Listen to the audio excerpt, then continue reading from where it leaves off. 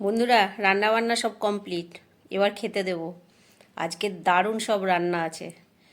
অনেক দিন ধরে যে জিনিসটার খোঁজে ছিলাম আজকে পেয়ে গেছি, আর মনের মতন করে রান্না করেছি।